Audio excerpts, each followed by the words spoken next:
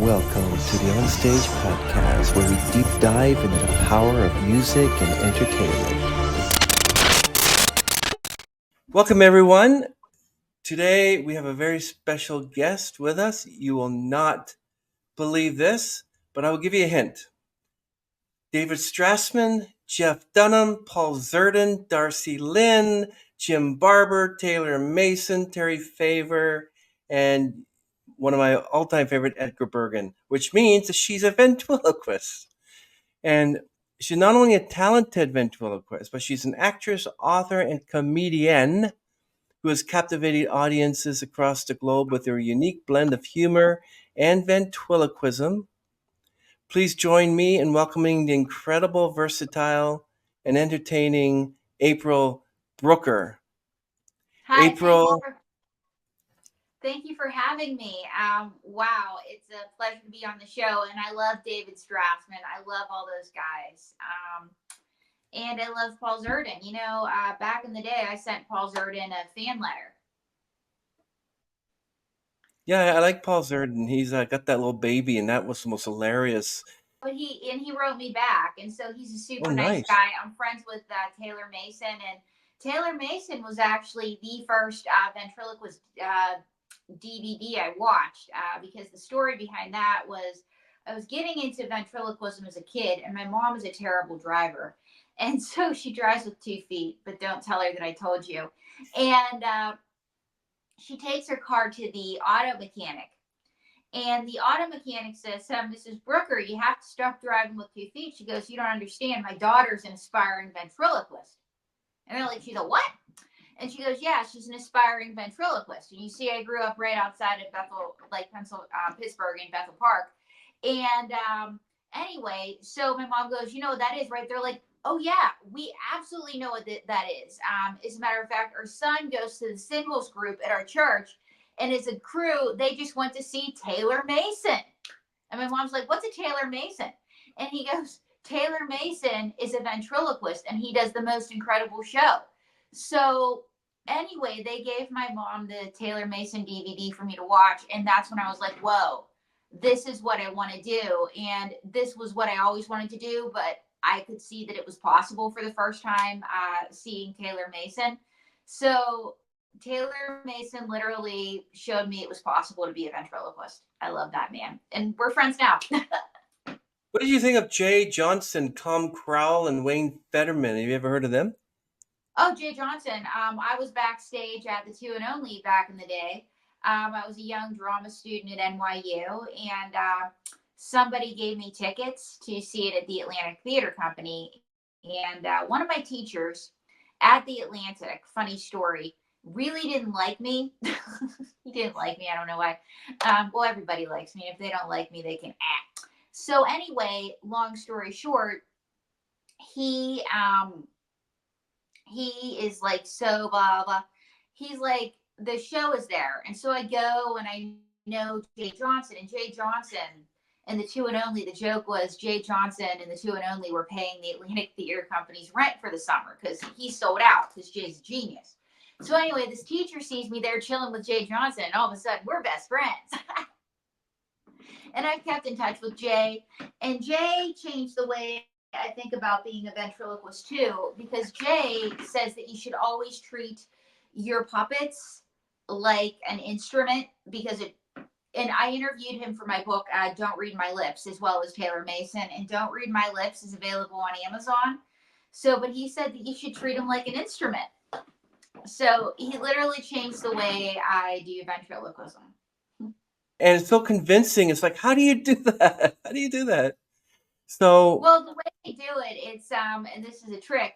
They were the first ventriloquists, and there were several that were very famous. And I talk about it in Don't Read My Lips. I'm a history buff, and it's Halloween. And 2 facts about ventriloquism. 1, ventriloquists, the first ventriloquists were dead talkers. They were mediums because it was believed in the ancient world that the spirit lived in the gut.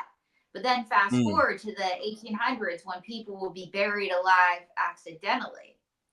There was a guy, and I talk about him in Don't Read My Lips, who did a show in the cemetery where the dead would call. So the Oh, dead would be calling, and it was a huge hit. So it is a thing. People used to love it then, but yeah, because it's Halloween, I decided to share that. And did you say Halloween? Hello, look at who this is. April. You didn't tell me that a handsome man will be interviewing me today. May Wilson.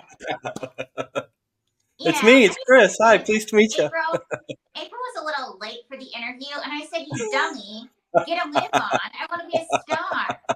Listen, I'm moving you into a house with a pool. A house with a pool for moi. But I'm always on time for my interviews. But enough about her. Let's talk about me and you. What are you doing later? Mate, stop hitting on the interviewer.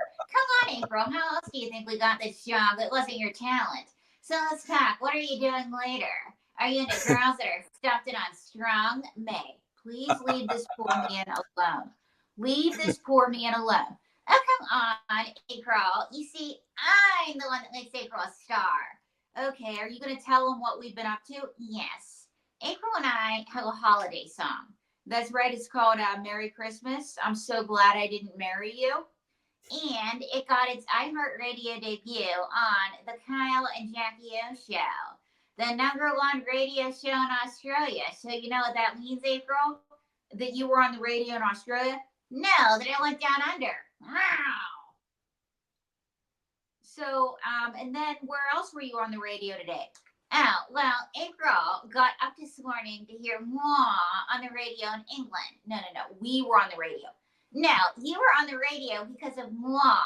And now I'm on a podcast in Canada. And you're on because of moi. And you were late, dummy. Wow. Well, this question is. Do you hear For... That's amazing. Well, this question is for April, your partner there. What inspired you, April, to become a ventriloquist? What inspired me to become a ventriloquist? I was always kind of an oddball, and I grew up without cable because I'm awesome. And my parents said that if you live here, you're going to become a thinker. And look at how that turned out. Okay, be nice. Anyway, we finally got cable when I was in middle school because my brother was playing North American football. And I'm just saying that for all the folks watching overseas because I've been, not everybody knows football like we have it in the United States and Canada. And my dad had to get cable. So in order to get one channel, you got to get 40. And my dad detested getting cable and he detests commercials even more. So we're watching football on a Friday night, the scores, after one of my brother's games. And my dad, who hates these commercials, changes the channel. And we come across an Edgar Bergen TV special. And you had Dan Horn on there. You had Jeff Dunham. You had a lot of the ventriloquists that I actually wrote fan letters to who became heroes and ultimately friends of mine. And a lot of us tried to talk like the ventriloquists, and I had my great grandmother's sideways Irish mouth, so she was the only one that could do it. And that began a long and languid journey into insanity. What she's trying to say is I got a Groucho Marx puppet under the tree. Because you're crazy. Okay, man. This is what I got to deal with all the time. All the time. Lady in Red. Thank you. I know you love me. Mwah. That's amazing. So, question for you, Lady in Red. What materials are used to create you? What materials used to create me? The love of a very rich man. Okay. She means cloth, felt, a weave, strings. I'm real. Okay, I'm real. And in that Anthony Hopkins magic kind of way. And Sam Raimi, if you're watching, I'm ready for my close up. And do you remember how you came up with the idea for your first puppet, April? I don't want to make her jealous because you had a first puppet. Groucho Marx was my first, but she came along because somebody said April, because Groucho Marx was a real guy, and there's a trademark, and there's an estate, and there's a whole agency, believe it or not, that represents dead celebrities. So anyway, the way I came up with her was they said, you need a puppet that looks like you. And my sister had a Charlie McCarthy doll Mm. that she wasn't using. That's right. I used to be a guy. So, um, anyway, long story short, so that means I'm trans, which means I'm totally in. Oh, I'm not sure about that, maybe, but still. She's a Charlie McCarthy doll. She used to be one. And then the way I came up with her was Mae Wilson is partially based on a girl that was mean to me back in the day. That Mm. she was a mean girl. But then she is also partially based off of a friend of mine that wanted to marry a really rich doctor. Wow, I was under the impression that she was made after Mae West because of the way she acts. Ian Lee West, he's one of April's heroes. Why don't you Mm. come up and see me sometime? Any old time. Yeah, that's what I thought. And you're more like Marilyn Monroe there, April. You're like Marilyn Monroe and Mae West together again. Exactly. Why not, right? Right. Uh, does it take long to typically make a puppet? It Especially how depends. long it takes? If it's a custom puppet, it can take long. It can take a few months. It took 6 months to make one because April wanted everything perfect. She might be getting upgraded. You don't say. But yeah, it can take a few months. It can take a few weeks. It all depends. So, how do you maintain? I believe you said her name was Mae Wilson. This one. Yes, Mae Wilson. How long did it take Mae Wilson to? How long does it take to maintain and care for her? How long does it take to maintain and care for you? A lifetime. It takes a whole lifetime. And do you have to clean everything, like including the material and the hair and everything manually? But Oh how yeah, often? Like one every day. every Hey, it day. takes a lot of money to look this cheap. That's amazing. So, who are some of your biggest influences in comedy and ventriloquism? You said Charlie McCarthy and Some of my biggest influences are obviously Edgar Bergen, Charlie McCarthy, the Marx Brothers, Abbott and Costello, the Three Stooges. Yeah, I'm a woman that likes the no. Three Stooges. Mae West. But anybody that really has the guts to step behind a mic or make funny content, I like.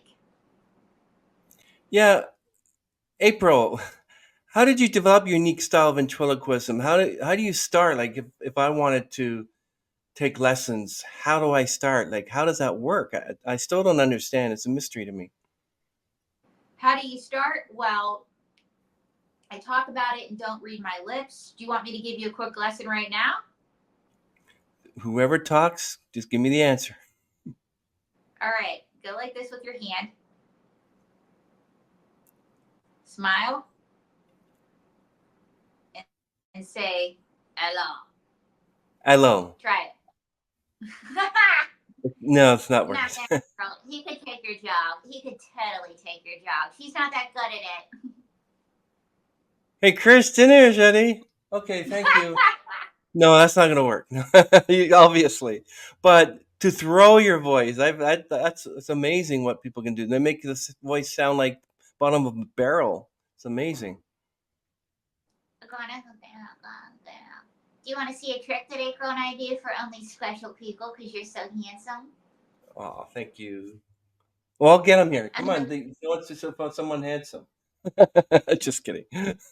Well, this is a trick that April and I only do for select few people, and because it's Halloween, we're really gonna freak you out. Here goes.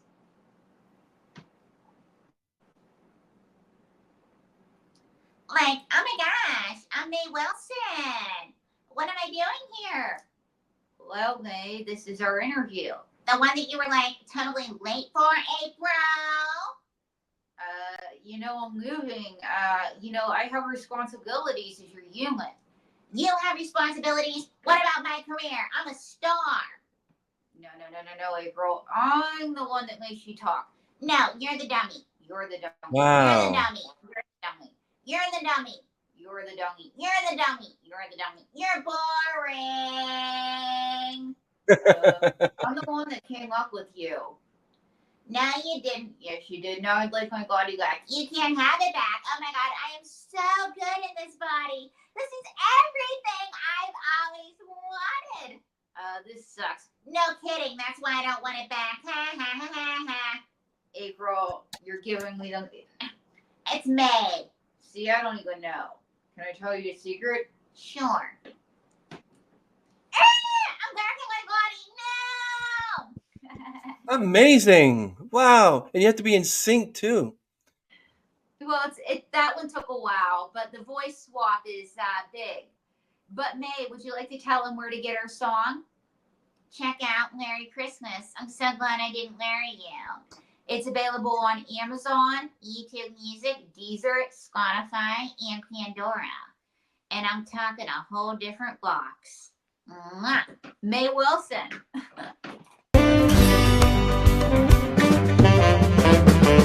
Christmas is the time of the year for love and happiness. Sending Christmas cards to the ones that we love. That was awesome. So how do you decide which puppet to use for a particular performance?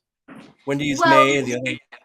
Well, the way I decide, and I'm taking you on a walk as I'm getting my power source because I'm a dummy. Nice. Is the way I decide is you see, it depends on the need, the niche, everything else. Sometimes with May, she's more my comedy club. Then I have my political puppets that I use during election seasons. Mm-hmm. Then, of course, I have my puppets that I use for sporting events. It depends on the event. But as I like to say, everybody in this family works. And would you like to meet a president or a leader of the free world next? Yeah, I believe that you had the Donald Trump puppet as well, right? Yes, Mr. Trump is ready for you. And as a matter of fact, he wanted to meet you a few months ago. Here goes. Sure. Former President Trump, where are you? Former President Trump. This is huge. Donald J. Trump. So, former President Trump, you're on the Onstage podcast. Well, what can I say? It's huge. I love Canada. Canada loves me. Okay. I don't know that they love you. How about that? It's huge, just like my hands. Do you have anything else to say? Do you have anything else to say? This is what I got to do. So, why should this guy vote for you? On second thought, he can't vote for you. He lives in Canada. Fake news. Of course he can vote. No. That's right. He lives in Canada. Well, it doesn't stop those illegals from voting or eating dogs. No, they are not eating dogs. Yes, they are. I talk about it in my new book. Run, Scott, run. Wait, you have a new book? Yes, it's about business. Business. And it stops at chapter 11. Oh. Ouch. Ouch. So, former President Trump, you said that some undocumented people have bad genes. It's true. No. It's not true. It's offensive. Fake news. Unless you're shopping at the Gap, you have bad genes. Oh, Mr. Trump. So what do you think on, what's your opinion on abortion? I'm pro-life. Pro-life? Yes. No exceptions. I say throw the baby over the cliff. Let God decide. Ooh. So, but you said that you're changing your stance. I think that we should add more years. More years? I thought you said more weeks. No, more years. How could you ever raise teenagers? Oh, gosh. This is what I got to deal with. So, do you want to vote for me? No, don't vote for him. Please, don't vote for him. What's the most challenging part of performing with multiple puppets and Tramp and May Wilson and the others? Sometimes it's just getting them there. Then sometimes people don't always get Donald J. Trump. They take him too seriously. Losers. What if you forget that you have President Trump and you think you have Mae Wilson and Mae Wilson's voice comes out of him? Do you want to see what he'd be like with Mae Wilson's voice for the heck of it? Like, OMG, loser. What happened? You had Mae Wilson's voice for a second. No. Yes. So what was that like? It was traumatic. Traumatic. Yes, it was like being married to my second wife, Carla Nichols. Oh. Wow, that hurt me, right? Marla Maples. Why? That's a name I haven't heard in years. Well, it's a name that I haven't heard in years either until that experience. The horror, and it's Halloween. Do you want to hear a scary story? What? May I speak to the one whose hand is currently up your butt right now? Yes. Okay. How do you ensure each puppet has a distinct voice and personality? Well, I work on each. Each has a bio, a backstory, a private moment. Yeah. Yeah. And So each has and I work to death on my puppets. Anybody who's seen me with my kids knows that I work to death on my children. wow. And they all have their own distinct personality, their distinct voice, and they all are groomed even when their pins aren't touched. And I'm grabbing this interview by the pussy. Oh, Mr. Tramp, don't interrupt me. We talked about this. Oh my God, I am so sorry. It's interesting you should bring that up. I wanted to ask you how you transport your puppets when traveling for shows. Now, I know there's a country singer, and he transported his guitar on the United Airlines, and they broke it. So he wrote a song called "United Breaks Guitars." Now, how do you transport your puppets that you have the insurance that you have to put on them and ensuring that they don't get wrecked during the travel?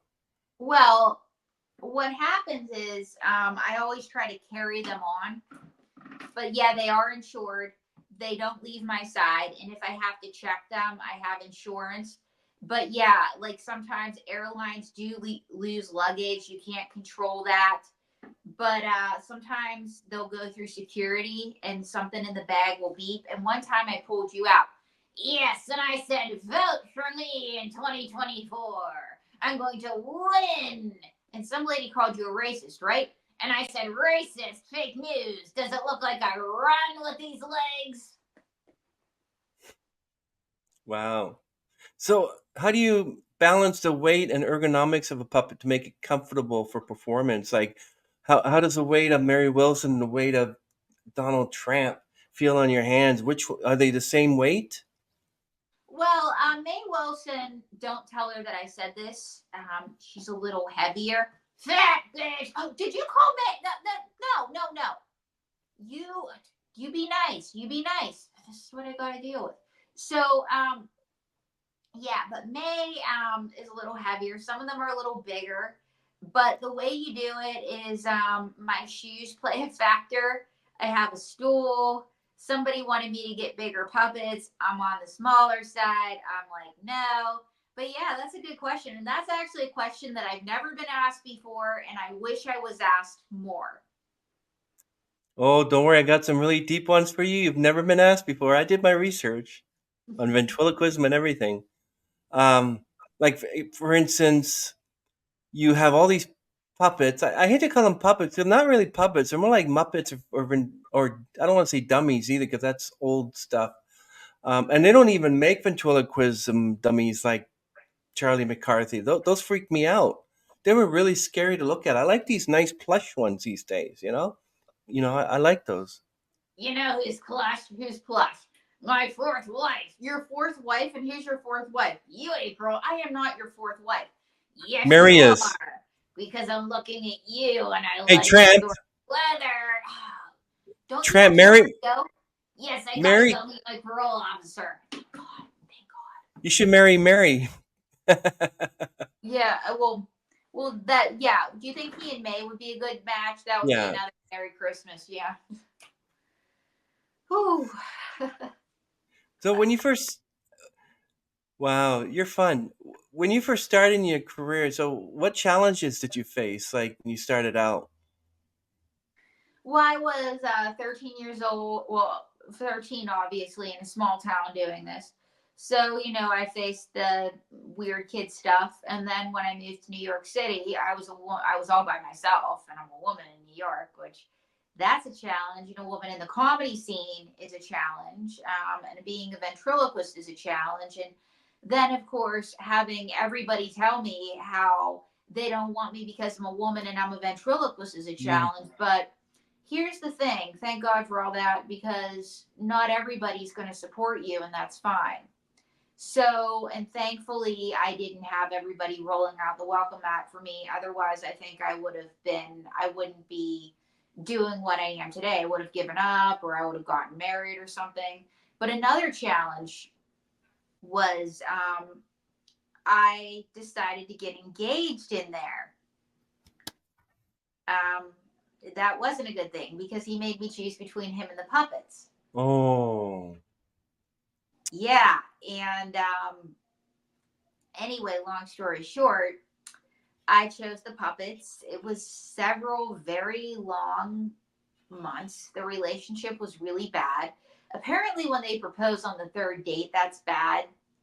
But anyway, after several months, I missed my puppets. I went into my room. I got them out from under my bed. I enjoyed them. And I knew what I had to do, and I ended the relationship. And so Mm. it was kind of lonely because a lot of people didn't understand my choice. But I found myself in the UK Daily Mail and my strange addiction being profiled for my choice. So that was pretty cool. I saw that one. That's interesting. I believe you're using May Wilson and your other puppets as a coping mechanism for your mental health. Because I usually ask the artists, "How do you deal with your mental health?" And I think I may have an answer. Is that you use your puppets to help you, right? Well, maybe, yeah. And I think I use humor in general, but a lot of people use humor. And I find that using humor to cope with depression and anxiety is great. You watch a lot of the great comedies. They're not like happy, happy, joy, joy. It's about something difficult. And life is difficult. And so if you can't laugh, you're lost. Yeah, yeah. Like I went to school with someone who actually worked with Jim Henson, and when my math teacher one day he was teaching his math, he sat down and said, "Hi," and he brings out Guy Smiley, and I'm like, "What the, what the?" This? And he was doing the Guy Smiley and everything, and it was amazing. And then I was so in love with just, I made my own puppet, a vulture with felt, and I named him Vulchi. I think I was such a little kid, Vulchi, and Cookie Monster, and I did a really good Ernie, and Oh, I yes. was Oh, my God. I was Yes. way into that. So, what did you think of Darcy Lynn? What was going through your mind? I thought that was tremendous. I think she's tremendous. I think that she is going to have a long career ahead of her. I think Darcy Lynn is a tremendous talent.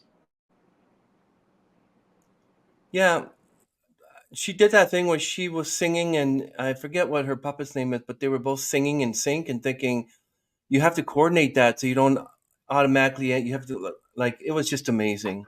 It was just amazing when you do a puppet like Tramp or Terry Fader does like Michael Jackson, or he had all these other puppets. Like, do you have to pay the estate for to use the image? Like for Tramp, do Well, you? and that's actually a very good question, and another one that I wish was asked more. The reason he's Donald J. Trump and not Trump, and the reason he doesn't have the Trump voice, is Trump trademarked his name. Oh, And I made him a tramp like a fop or a folly because tramp, that's a different character. So you get around that. And people can impersonate him because he's a public figure, but they often run into problems from, because this is somebody who trademarked his name. Like him, hate him, this is a businessman. He trademarked his name. So sometimes you do, and that's why I didn't continue with the Groucho Marx puppet. And a fun fact for the people outside the business if you go to the licensing expo, and the name of the agency escapes me, there is an agency that actually represents the estates of dead celebrities. Wow. And because it's Halloween, this is a fun fact. You've seen Dracula, correct? Bela Lugosi? Well, Mm-hmm. Bela Lugosi died penniless. And his son is a very well known entertainment lawyer who fights for the rights of image and likeness for dead celebrities. Bela Lugosi Jr. is. So that's a very good question. And again, I wish it was asked more. Thank you. Well, when I noticed that Terry Fator did use, I think, does he have an Elvis Presley one or Michael Jackson one? Because guy makes $100 million at the shows in Las Vegas. He definitely has some money to pay over the. But yeah, I was always wondering about that. Like if Well, someone, I think because they're parodies and characters, like he can kind of get away with it. But, you know, it's one of those things where maybe he did approach the estate. I'm not sure. So that's a very good question, and that would be a question for his agent or manager. So could you go a whole day without actually touching one of those? nah. Yeah, it's like an addiction, definitely. But it's a good one. I like it. I really like. I love ventriloquism, puppets, you name it. I was really thinking of getting into it, but it's just so difficult for me. But what was it like performing on shows like Entertainment Tonight and Inside Edition? How did that go for you? Well, Entertainment Tonight and Inside Edition, that was exciting because Entertainment Tonight, I went, they interviewed me. It was in a room that looked like an apartment. And it was like, it was a corner, and I'm talking to this woman, and I can hear the radiator going. It's winter in New York City. The carpet's kind of, and I'm thinking, this is never going to be on Entertainment Tonight. They've tricked me. Sure enough, my mom turns on, oh my God, you were on Entertainment Tonight. Yeah, I can imagine. I should tell you a story about what happened to Elvis Presley when he did his first movie, and he said, "Mom, I want to take you to the movies tonight." Oh, that's nice. That's nice, Elvis. Sat down. First scene on the screen. His mother turns to him and says, "Don't give up your day job." Oh, True story. True story. Yeah, I know. Eh? Stick to singing. Like when I was oh, dating, that had to hurt. yeah, and I'll tell you, it hurt as bad as when one of my girlfriends, she was a really great singer, and she was a beautiful singer. She caught me singing one day. She said, "Don't give up your day job," and I didn't sing for 10 years. It really hurt. So, but I know 10 years, but what am I going to do? It affects you. You get hurt. It affects you. Well, and here's the thing: not everybody's gonna love what you do. Like um, there was one manager, and the manager I work with now is Clinton Billups, and through Clinton Ford Billups Jr., I met Costas Gastino, who's the producer of Merry Christmas, I'm So Glad I Didn't Marry You. And Costas, fun fact, worked on a Grammy nominated album. But before I started working with Clinton, there was a manager in LA who I won't name because it's not important. And he had worked with David Copperfield and all these people. Hmm. And I'd been on TV quite a bit, and I didn't have representation at the time. And Mm. I sent him my reels, and somebody that I liked referred me to him and said, he's really connected. He'll be good for you. So I had a phone conversation with him, and he said, I'm not feeling it. And I was really hurt. And I Mm. had a nice list of credits under my belt. And he said, I'm not feeling it. And I was like, what? He goes, well, I have to feel it to represent somebody. And he just starts telling me about how he's not feeling me as a Oh. client. And so anyway, I was really discouraged. I was going through a really dark period in my life. I was thinking about leaving the business.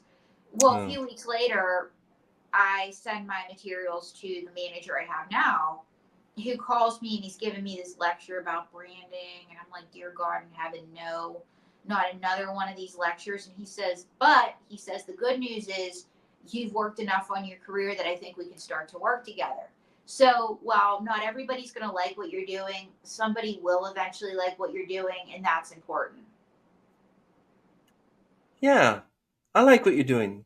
But Thank you. And the other thing too is that I'm so grateful that I didn't go with that. This guy didn't like what I was doing hmm, because without naming him or talking about him, one, I wouldn't be doing what I'm doing now, and two, he had a history of ripping his clients off. I found that out, so I oh, dodged oh the my bullet. goodness. Oh, you dodged a bullet there. Oh, sorry, you dodged a dummy there. Wow. So, do you think your appearance on My Strange Addiction impacted your career in any way? You know, I can say it made me more visible. I did the show back in 2011, and it aired on TLC, it aired on OWN, and I didn't know if anybody was going to watch it until I was walking through Times Square with my suitcase, and these young ladies from Brazil Yeah, I recognized me. saw that. Yes, and they recognized me, and then I was in a hotel. I had just done a show, and some young ladies waiting for Justin Bieber recognized me, so I was being recognized on the street. It was pretty cool. Nice. So then it aired on HLN, it aired on OWN, it aired a bunch of different places. Then it was like, then TLC would air it once a year. And so, I mean, it was fun, but then Hulu started to air it. And then Paramount Plus and Amazon Prime aired it, and HBO. And for the series, Me and My Puppets, if you click on the series and you see My Strange Addiction, they're using our photo. So not only has it impacted my career, it's made me more visible, but the good thing is that I've gotten to connect with ventriloquists all over the world, and it's made my dream of being a professional ventriloquist come true. I met my manager, Clinton Ford Billups Jr., my record producer, Costas Dino, and it's just so many wonderful people because of My Strange Addiction. But more than anything, it's given me the opportunity to show young people, especially young women, that you don't have to shelve your dreams because a man doesn't like what you're doing. Yeah, that brings me back to that. Like, for him to say it's either me or the puppets, that's not the type of relationship you want. They got to accept you for who you have, what you have. That was wrong of him. But I'm so glad you Thank you. got out of that. And but it's just like the girlfriend of yours didn't like your singing. He didn't like my puppets. I was going to put Mhm. it aside. I thought I was stupid. And it was all about impressing him until one day I realized he didn't matter. He was a loser. Yeah, you deserve something better, someone better than that, like a puppet Thank maybe, you. and you can have finger puppets and kidding. Uh, but do you like performing in Las Vegas? I love performing in Las Vegas, but I love performing anywhere that people want to come see me and they give me a stage. How do you come up with material for your performances? Where do you get that from your life experiences or? Life experiences and whatever the puppets tell me, but more than anything, and this is what I love about being in Las Vegas, there's no place like it. And while it's hardly the Onstage podcast, April in Vegas, my TV chat show, which I do poolside from the English Hotel, is in pre-production for its second season. When you use Mary Wilson to say on stage podcast, I'm thinking I'm going to use that as a commercial promo. That's awesome. So, I like that. Thank you so so you're much. going to use Mae Wilson as a promo. I love it. Yeah, I love it. That's Yeah, awesome. yeah, and I know you called her Mary and her name's May, but don't feel bad. May. Jerry Springer called her Mary. So she answers to Mary because she likes Jerry Springer. Don't tell her I told you. Well, Mary Wilson was a singer, actually. Yeah, the Supremes. Yep. And actually, Yeah. my manager knew Mary Wilson. He danced with her one night. It's a long story. He danced with her at an award show. They were dancing. Wow, but you're so good. And have you had like I want to say dueling banjos with like Terry Fader or any of those other ones that he's my puppet, he's yours, and they kind of like argue like this, whatever? That would be interesting. Well, I've never had dueling banjos with Terry Fader, but I would absolutely love that. And if he's open to it, I do that. I do that with any of them. It's all love. It's all fun. But one that I did get to work with, and I miss him terribly, was the late, great Otto Peterson. It was a show Mm. called, yes, it was the Otto Peterson show on Bashbox. And it was just so much fun working with Otto. and he had a late night show. And anyway, he was an absolute legend. And Otto Peterson is the reason that my puppets have last names. I Because think. when I met him and he Mhm. said, "What's May's last name?" I said, "She doesn't need a last name. She's a puppet." Well, guess what? So Mon said, so he said, "No, she needs a last name. George's last name is Dudley, like my uncle." Well, anyway, fast forward years later, I appear on the Pig Roast with him, which was his streaming show in Batchbox, and I told the story, and it was pretty cool to see May and George face off.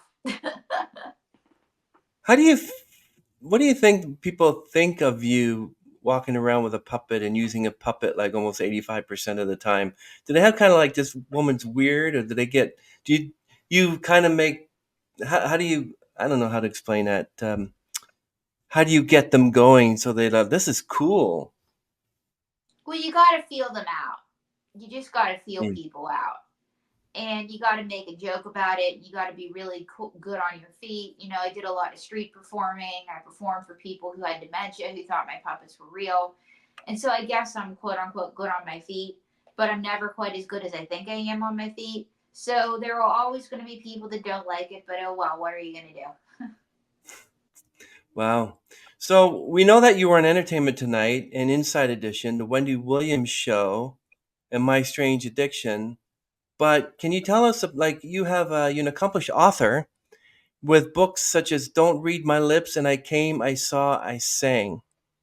So can you give us a little bit of insight on that one, I Came, I Saw, I Sang?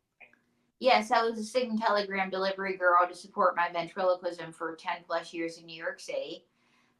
Because you got to have the day job, and that's what helped pay for the puppets and everything. And I had a great time, and those were some of my stories. And as I delivered Sign telegrams, people were like, "Oh my God, you're the puppet girl! Can we see the puppet?" And what was the creative process for Don't Read My Lips? How did you start that one? Well, the creative process for that was people were like, "April, you should write about your time as a Sign telegrammer." And I was like, yeah. They're like, you have all these cool stories. And so I just started writing a book one day. I was 25 years old and I wrote a book.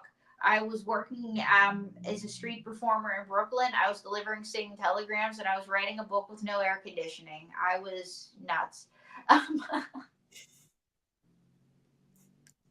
How do you deal with finances and being paid for your shows? Like, how do you get yourself on a show, or do they contact you? They contact me, but most of the time they go through my manager, Clinton Ford Phillips Jr. And but as Clinton always likes to say, it's show business, not show fun. So I've really had to learn the business. And the second word has twice as many letters as the first. And no artist likes to talk about the business, but it's an unfortunate truth. So I take it that you don't have really bad stage fright, and having a puppet makes you more confident on I stage, don't know about that. I have terrible stage fright. even with a puppet. Even with a puppet, I have terrible stage fright. I've always struggled with social anxiety my entire life, and I Oh, have terrible stage fright. But here's the good news: most good performers have stage fright. And as Richard Burton said, he didn't trust anybody that didn't have stage fright. wow, Richard Burton. Yeah, my favorite actor, and he was married. I think he was one of the eight husbands of Elizabeth Elizabeth Taylor. I Taylor, believe. and Yeah, she married him twice, as a matter of fact. Yes. at least you think any of those eight actually was ventriloquist himself? Imagine. Who knows? Well, I think Liz Taylor was the ventriloquist because she had control over all these guys. She was the Yeah, puppet master. talk about a hidden ventriloquism talent. So hey, Yes. imagine if I took my hand and started. Okay, you're. But since you put something on it, then it's different. It's a whole new ball game. Like Yes. really, Yes. can you tell us about a particular challenging performance and how you overcame it? Like how did Oh you? gosh. Oh gosh. There have been so many, but one performance in particular that I overcame that was extremely challenging was Early in our career, May and I, we were doing a show, and May made a joke, or I made a joke before I brought May out. And this audience member screamed, "I want to kill you." And Whoa. it was like it was a bad night. I brought May out, and May goes, "Excuse April." She goes, the night gets better from here. And she made a joke, and May proceeded to rip on me for 5 minutes. And this audience member was laughing and clapping. Wow. And I won him over. And after the show, he said, "I am so glad that you had the act that you had. And thank you for, coming. I had a bad night. My dad died." But he was serious about wanting to kill me Mm. until May came out. So May Wilson saved my life, literally. That's amazing. So so all your performances are done with a puppet? Have you tried a performance just alone, or it doesn't work for you? Oh yeah, yeah. I actually developed as a solo stand-up comedian too, and in my live show, I do bits of stand-up between puppets. I'm a trained actor. I did Yeah. Murdered by the Mob, which is the longest off-Broadway dinner theater show in New York City. So yeah, I can perform on my own, so to speak. But I love my kids. What can I say? But you have your kids with you offset. Okay. Look at my May Wilson. Okay, but May, I'm going to be doing now a scene, so you got to stay there. Well, here's the thing. I always have them handy because sometimes you'll be doing a film or whatever, and you'll have a director say, "Oh my God, you have this special skill. How can we plug it in?" So yeah. So so you like ventriloquism better than acting and singing, or do you? I like them. I like them all, but ventriloquism is the thing that lets me do everything. Wow. And because Darcy Lynn allowed that puppet of hers, I can't, Petunia, I think it was. Petunia was the puppet's name. And she sang, and then she sang, and her singing at last. Oh my God. Like, what the? Like, I tell you, you got a talent there. Don't let anybody tell you otherwise. Thank you. So stop dating men who'd say get rid of your puppets. And it's X. Gotta, match your criteria on the list. Exactly. That's what I say, and I'm just desperately seeking Mr. Okay. But that's why I wrote the Christmas song. It's a homage to all those dating duds. So, what do you think is the most rewarding aspect of your career so far? I get to make people laugh. I've gotten to have fans all over the world, and it's let me do other things like record a Christmas song, meet wonderful people like you, but also to release a pinup calendar on Lulu. So if you need a way to make everyday April in 2025, check out my pinup calendar on Lulu. Is there going to be a podcaster with a hat puppet at one point? There might be, you never know.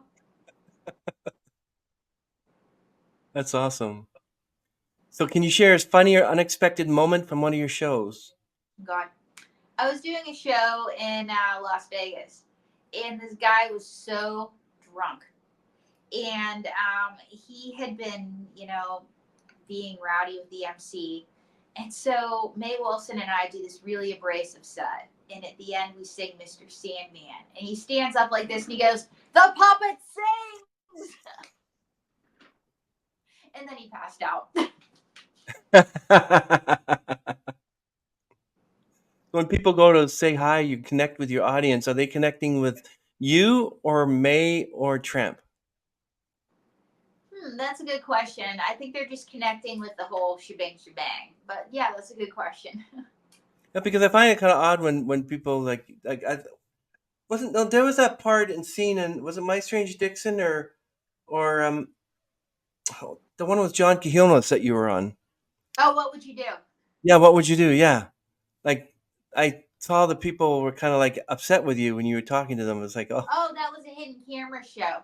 yeah, And actually, that's a yeah. funny thing. We were doing, the lady on the bench was an actress. And she had taken a car from a really ritzy place in New York. Her husband had a ritzy job. And she was an actor that married a normie with a ritzy job. And so she's the homeless lady on the bench. And May and I are doing her thing. And May goes, "Hey, homeless lady, why don't you get yourself a work ethic and some self respect?" And there's this doorman feet away smoking a cigarette. He looks like he's having a hell of a day. He stomps over and he goes, "Stop making fun of that homeless lady." And I go, "It's not me, it's her." And he goes, "Well, when the cops come, they're going to arrest the both of you." And so John Quinones comes out and he goes, "I'm John Quinones, and I'm with What Would You Do?" And there's the camera crew. Everybody's like, "Hey." So anyway, he goes, "Your show makes fun of homeless people. I don't want to do it." And long story short, John Quinones is like, "No, she's an actor." And so he had to have a stress cigarette before he spoke to the camera. And anyway, long story short, it was like he was so ready to take our head off. It was so funny. What did John think of you? Was he nice? He got a kick out of us. Have you ever met anybody, whether off performance or in the world, whatever, who definitely said, I do not want to talk to people who talk through puppets"? Oh gosh, several times. Chris Matthews, he's on CNN. He did not want to talk to Donald J. Trump. Wow. Yeah, he didn't want to talk to him. Oh gosh, there have been a lot of people that don't want to talk to the puppet, but whatever, life's short. Not everybody's gonna love you. Yeah. How do you do your research for incorporating current events or social issues into your comedy? How do you do that research so you're not saying something off topic? I'm on X every day, Twitter or whatever X, and you're always watching the news. Yeah. So what kind of legacy do you hope to leave in this world? Like, do you want your puppets like Mae Wilson and Tramp to be under glass in the museum like Charlie McCarthy is? I hope they're under glass in the museum. I'm glad you're back. It's been a long time. Yes. I hope So they're under glass someday in the Smithsonian. That would be rad. yeah, like I said, I don't make puppets like the ones back in the 40s and 50s, like even Charlie McCarthy. Sometimes it's just even stuff. I went to the library up the street where I grew up. I was a kid, and I loved the puppets and the ogres, and some of them were just like apps. Like the Punch and Judy show with some guy that brought Punch and Judy and the puppets, and I'm like, those things freaked me out. I couldn't sleep with those things because you know how they look, the Punch and Judy, like on sticks. I know, but I always find it comforting that they're feet away. Definitely. I know some people it freaks them out, but I feel like they're with me all the time. So. Who were your favorite Sesame Street puppets? Mine was Cookie Monster and Ernie and Bert. I liked Count Von Count. He's my jam. Oh yeah, he was good. I liked Oscar the Grouch, but definitely Count Von Count. And Mandrake the Magician, a la peanut butter sandwiches, perfect stuff. Perfect. Yeah, perfect. Like, I see a lot of these puppets on TikTok. Somebody's doing this Elmo impression. He says, "I swear to God," I don't know if you've seen that video with Elmo. That was great. He's counting something, and they say, "What are you counting?" He goes, "I swear." It's just so funny. It's amazing. Yeah, you are so talented. I'll tell you. Like I watched everything of yours, and I just said, "I hope she'll be on my show." So there you go. I love it. Thank you.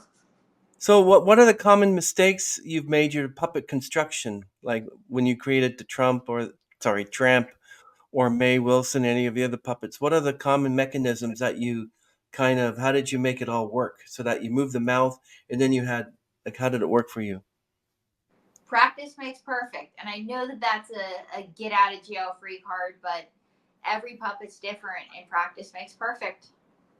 I've kind of become notorious for being married to my puppets, but the more you practice, the better you get. Do you ever think that you'll ever give it up? No. So you could be a 98-year-old ventriloquist? Oh yeah. You probably end up with a puppet with dementia, Alzheimer's. I guess it'll be kind of like interesting how you're going to do that one. Can you imagine? I'll remember I'll have Alzheimer's. You're like, "What the heck do you have your hand up my butt again? I'm coming." Well, Well, I hope that I might have to bleep that out. So how do you stay updated with new techniques and materials in puppet construction? Or do you use the Uh, same type of I, material? I always watch YouTube. I stay connected with other ventriloquists, and I always keep learning. Do you ever have a different dress on Mae Wilson, or is she constantly just with? Oh, she has different dresses.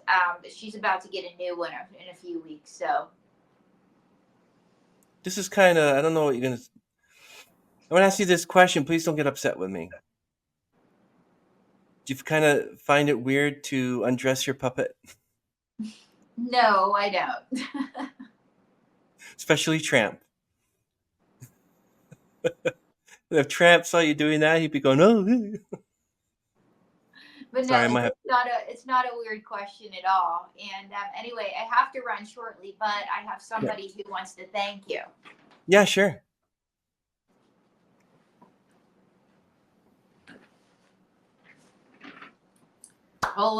Hello. Hello. This is President Joe Biden time, and I have a message. I love it. Here's the deal. On Stage Podcast is the best podcast in the world because number one, the man in the hat behind the microphone asks a lot of good questions. Number two, the man in the hat behind the microphone is a great interviewer. Number four, Mr. President. Yes, number four, what were we talking about again?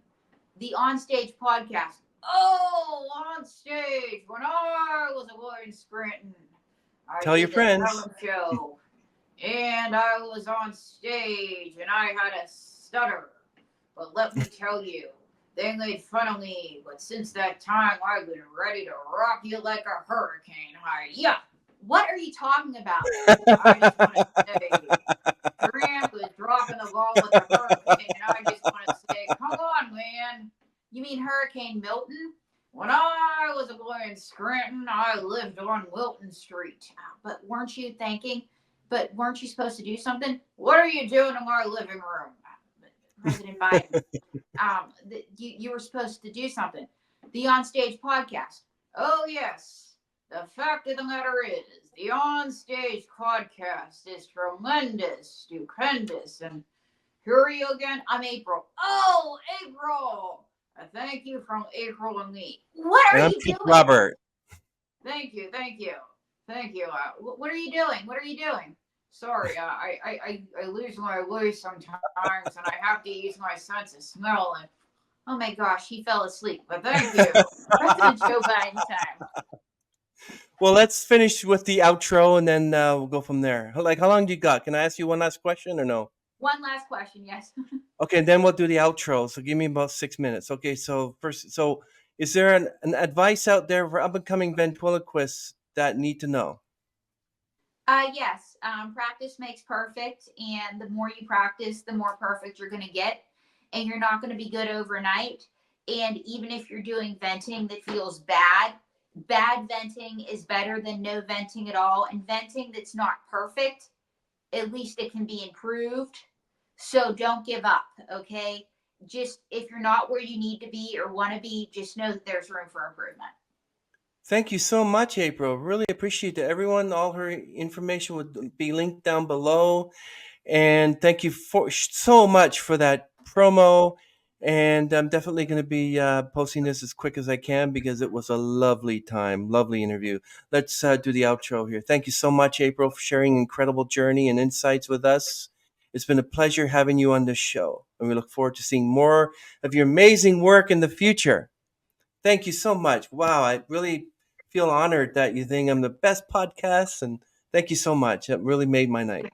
Thanks, Thank you. April. Thank you. Okay, we're going to end the stream, everyone. Thank you, the April Brucker ventriloquist. Wonderful. Okay, everyone, let's all listen up.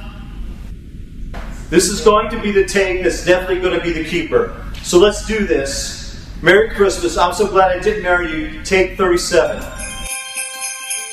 Saint Nick, if I'm naughty, can I be your Santa baby? May, be nice. Let's sing a Christmas song. Whatever ain't wrong.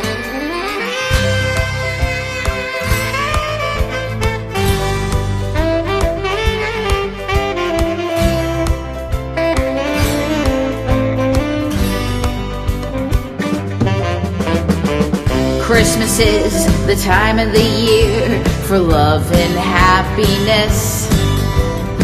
Sending Christmas cards to the ones that we love the best.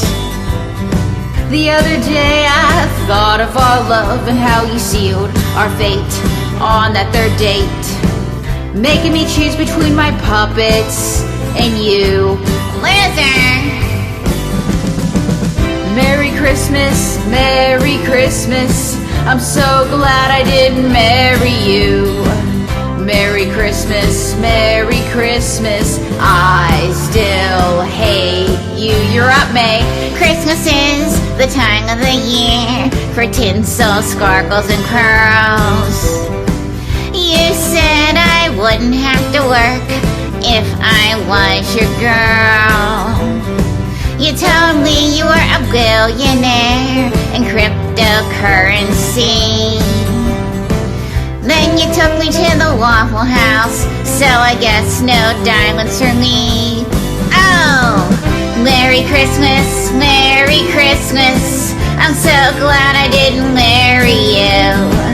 Merry Christmas, Merry Christmas. I still hate you. You know who else hates you, my dog. And your ex-wife and your daughter are hogs. And I'm sending your wife that photo of us in the hot tub, so you know. Hey, Joe, I hate you. And I hate you. Gary and Frank and Dave and Jim.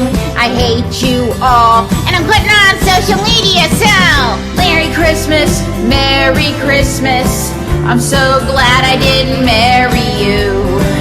Merry Christmas, Merry Christmas. I still hate you. You disappointed me under the mistletoe. You had a tiny sleigh and you couldn't make it snow. Hello!